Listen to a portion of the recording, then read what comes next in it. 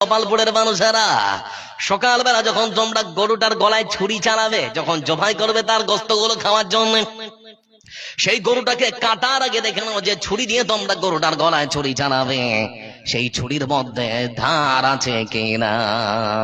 ধার যদি থাকে তাহলে পরে কাটবে, না হলে কাটা যাবে না। এই শিক্ষা দেওয়া হলো আমার কেন। আমার বন্ধুরা বলুন, আপনারা ছুরির মধ্যে যদি ধার না থাকে, সেই ছুরি দিয়ে যদি আপনি গরুর গলায় ছুরি চালান, তার কষ্ট কম হবে না বেশি? কথা বলেন। এজন্য ইসলাম শিক্ষা দিয়েছে একটা চতুষ্পদ অবলা প্রাণী যে মনের ভাব প্রকাশ করতে পারে না, তার যদি ব্যথা হয়, তার যদি কষ্ট হয়, সে বলতেও পারবে না, এরকম একটা পশুকে জবাই করার আগে ইসলাম আপনাকে সতর্ক করেছে, খবরদার ছুরির মধ্যে যদি ধার থাকে তাহলে পরে কাটবে, না হলে কাটা যাবে না। এজন্য বুখারীর বর্ণনায় রাসূলুল্লাহ সাল্লাল্লাহু আলাইহি ওয়াসাল্লাম তিনি বলেছেন, একটা মেয়ে লোক, ধরে নিন আপনাদের গ্রামের মেয়ে লোকগুলোর মধ্যে একটা মেয়ে লোক, বাড়ির মধ্যে বিড়াল টিড়াল আসে না অনেক সময়, হঠাৎ করে খাবেন দেখবে যে বিড়াল চলে এসেছে, খাবারে মুখ দিয়ে দিয়েছে। তো একটা বাড়িতে এরকম বিড়াল যেখানে সেখানে খাবারে মুখ দিয়ে দিত, তো মেয়ে লোকটার মনটা খুব খারাপ, ওর গলাতে একটা রশি এরকম করে বেঁধে আর খুঁটিতে বেঁধে দিয়েছে। দিন যায় রাত যায়, রাত যায় দিন যায়, বন্ধু আমার, হঠাৎ করে বিড়ালটা একদিন মারা গেছে।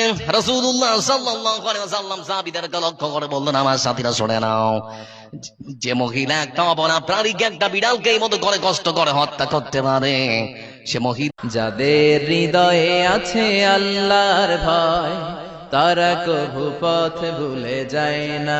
আল্লাহর প্রেম ছাড়াই দুনিয়ায় কারো কাছে কোনো কিছু চায় না। রাতের আধারে যারা সেজদাতে রয়, দু চোখের শ্রুতে নদী যেন বয়, ছলনার হাতছানি যতই আসুক পেছনে ফিরেও সে তাকায় না। যাদের হৃদয়ে আছে আল্লাহর ভয়, তারা কভু পথ ভুলে যায় না।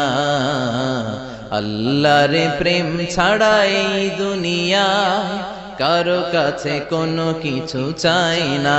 যে হৃদয়ে আছে আল্লাহর ভয়, তারা কভু পথ ভুলে যায় না। আল্লাহর প্রেম ছাড়াই দুনিয়ায় কারো কাছে কোনো কিছু চাই না।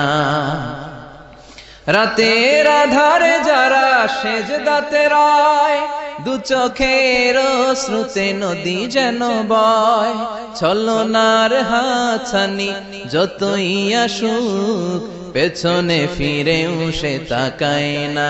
যাদের হৃদয়ে আছে আল্লাহর ভয়, তারা কভু পথ ভুলে যায় না।